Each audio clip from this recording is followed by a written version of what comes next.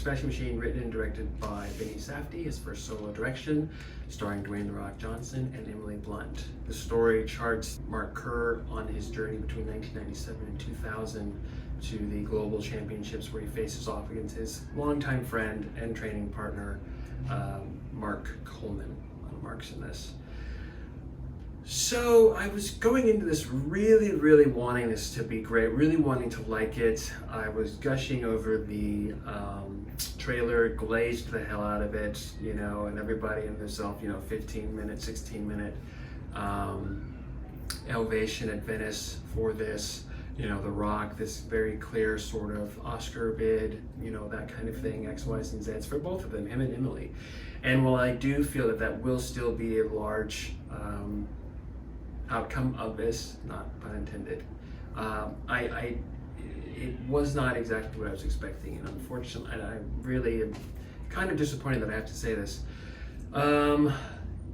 Aside from, and honestly, without the help of the chemistry between these two, I don't think this really would have worked.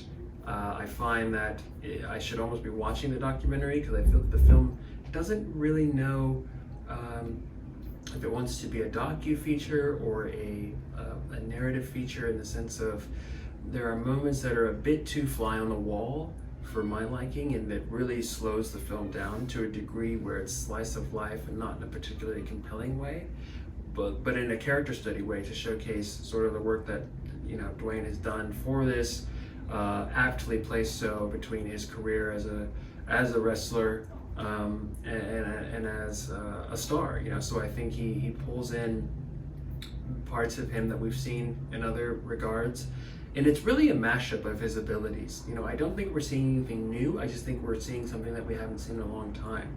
You can take previous works like Gridiron Gang. You can put, you know, Pain and Gain in there as well. You can take things from, like, you know, The Rundown. Like, there are moments of The Rock's career sprinkled throughout this that are tied together for the sake of pulling this particular role and this story off that worked entirely.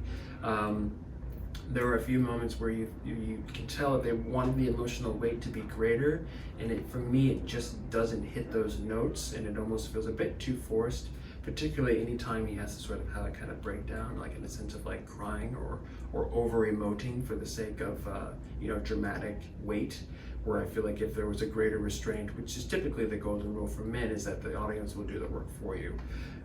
Emily, as expected, really showed the hell out. Anything you were seeing from the trailer, she definitely delivers here. Their dynamic is very interesting, the story they're telling between these two, and I'm sure it's based on all of factual, you know, accounts between the two, but for the sense of actually having something dramatic to carry and propel this sort of, I guess, challenge in the story, it does seem forced in the sense of, you know, it's a bit too chaotic for chaotic's sake, and not really necessarily in the sense of serving the story. And again, this is where the story gets in trouble, the film gets in trouble of, is this a documentary or is this a narrative film? Because while real life can be very chaotic and sporadic, and sometimes we you know, a switch is flipped and we're essentially now dealing with a different person, for the sake of narrative weight and tension and also just ebbs and flows, there is a very choppy start and stop of this, where they pull it off as far as for in those individual moments, but in the scope of the film, you do find that without these moments, there really is no dramatic tension, even for him essentially trying to get this championship status. Really, you don't see the shortcomings of this, in the sense of, like, sure, he wants more money, but he's not getting more money, yet it doesn't seem to be hurting them, because they don't seem to be, like, you know, on ends meet type of situation. So the factors set up for the story don't necessarily support, again, the dramatic or emotional weight we're supposed to get from these things. You really just have the actors overcommitting, so that we, the audience, can experience the drama that's on the page, that's supposed to be resonating on screen. And again, not for fault at all, it happens, but it just doesn't land, and so it ends up being viewed as like a box being checked, you know, for, I don't know, awards consideration. and I hate to say that. Where I think the film really lacks, again, is that for the sake of authenticity, they're incorporating, as the Safdies often do, people off the street to sort of help and pull the weight of the supporting characters around, and involved in these stories. But in this regard, I do not find that the limited ability and essentially inability of the acting chops necessary really helps the story. It really puts Dwayne and Emily in their own sort of lane and an island, trying to act opposite people who can't really sell the emotion or the tension or the gravity necessary in each of these scenes. So you'll have Dwayne crying in bed with a man who's essentially stale-faced sitting next to him, and while fighters are more emotionally closed off, you can't then have the lead fighter and actor of the story be more emotionally vulnerable or presenting opposite people who are essentially stone walls. There is a disconnect there that, again, I don't know drives home the point for a dramatic tone, for a dramatic sense, as opposed to a slice of life documentary, docu-feature type of situation.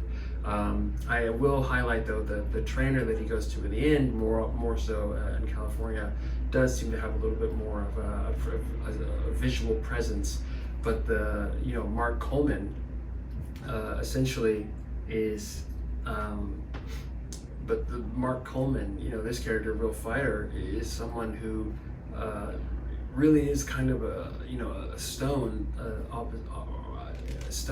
opposite Dwayne and Emily, and I find that it doesn't help move the story along and help us sort of get into this life and really celebrate the acting that's happening and celebrate the story that's being told, because there are so many tonal inconsistencies because of many of the people involved surrounding those two. I really wanted to like it more. There's a really gripping scene at the third act between Dwayne and Emily, those two characters at the height of their sort of chaotic romantic tension. Again, they really present her as just this loose cannon, this sort of, there's a codependency that then gets sort of cut off. Once he goes to rehab and becomes sober, she's sort of left flailing in the wind, not knowing her purpose, not knowing how she is supposed to react and dare I say exist in relation to him, which causes a greater rift and a boiling point, volcanic really eruption between the two of them that almost echoes, but is it really a cry for help, life or death situation towards the end. Brilliantly pulled off and executed, probably the highest tension point of an anxiety driven point of the movie.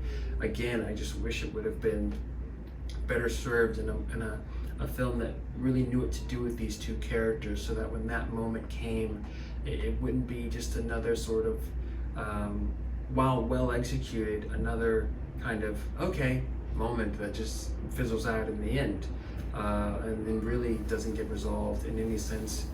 The ending, I don't know, did not particularly work for me. I'm not quite sure what they wanted me to feel. The outcome is not what you would expect. In a similar fashion, but less ambiguous to The Wrestler, and I will, I think, do a later comparison of these two movies, because in a way there are a lot of parallels, and I even mentioned this in the trailer, that this is kind of this era's The Wrestler. But now looking back at it, I think The Wrestler had a much more clearer vision of what it wanted to convey with this story, as opposed to sort of just kind of a whimsical sort of, again, fly on the wall of this guy who, aside from needing to right some addiction issues, was essentially he was kind of steamrolling ahead. So yeah, there's I have some issues. I really wanted to like it more. I was entertained, really. I mean, the pillars of their chemistry is undeniable, and it really helped sell the film. Every time they were really engaging in a loving sort of dynamic way, I was grinning and smiling from ear to ear. And when there was tension between the two of them, again, that was another thing, but I think it was too much of a flipping of the switch for the sake of drama, where I would have needed for there to be a little bit more reasoning behind why it was almost this sort of, duplicitous or kind of schizophrenic sort of situation between the two of them, where if it's not an issue of steroids, then why are they both sort of up and down all the time, and so in and out in a way that is kind of going unsung, and they're just dealing with each other in this very traumatic and dysfunctional way. Again, well executed, but not necessarily helping serve or really push the story along. And that was disappointing for two people who really showed up, as you can tell, and gave their all for this story. I do find that Emily will be nominated for this. I would be surprised if The Rock was also not nominated for this. I think she has a good chance against the field that's operating right now today, and we'll be looking forward to seeing what happens to them in the coming award season.